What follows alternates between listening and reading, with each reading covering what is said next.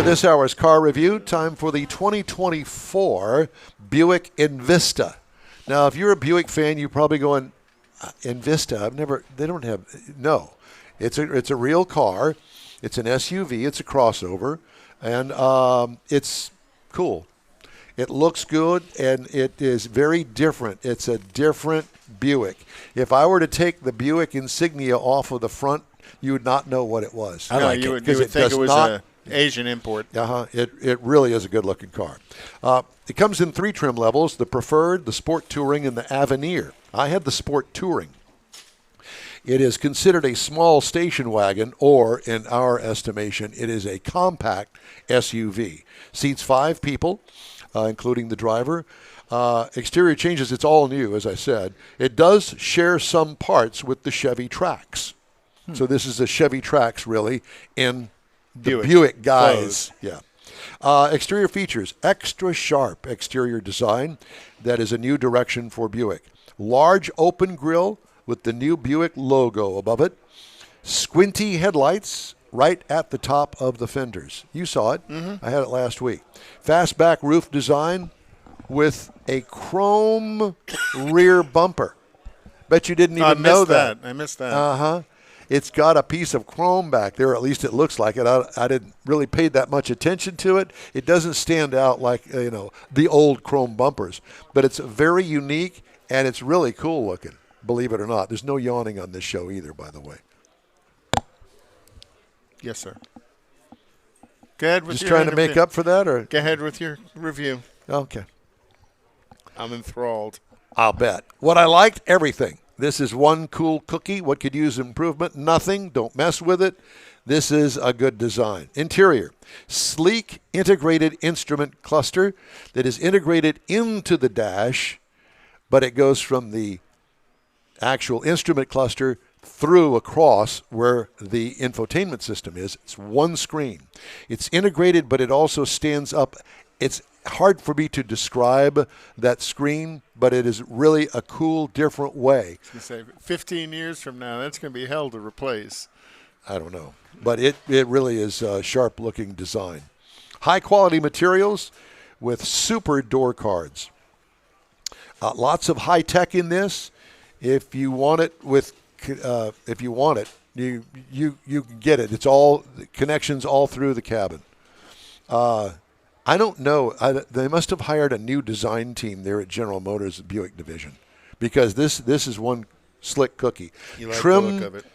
Trim level dictates lots. You can even get it a la carte if you would like. Even on the lower trim levels, if you don't want the entire list of stuff that comes with the upper trim levels, you don't have to get it. You can order it one by one. Yeah, it's really cool.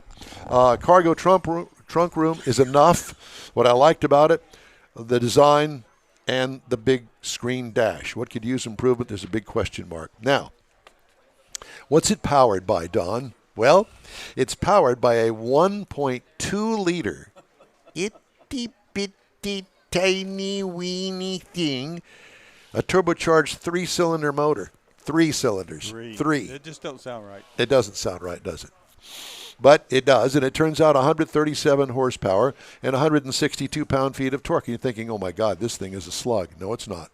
That 6-speed automatic transmission works rather well with it. It's about the same size as a Route 44 at Sonic. Pretty much, yes. Tow rating, forget it. Doesn't tow anything. 28 miles per gallon city. Highway is 32 for a combined total of 30. I got 31.6 miles per gallon. Delivered what it's supposed to. Over 440.1 miles. Wow. Well, back and forth to Autorama. So it's not a rocket, but this is adequate for a small family. What could use improvement? Nope. Don't jack with it, because the gas mileage out of this little bitty motor works really well. You haven't had it yet, have you? Nope. When you get it, you're going to go, Don was right. You forget that it's a 3-cylinder. Seriously. It acts more like a 4-banger. You don't notice that it's missing a cylinder. Well, that's the whole thing about the turbo, is to add power. Yep.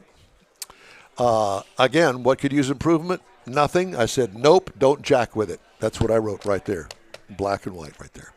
Ride and handling, nice, and not a Buick floater at all.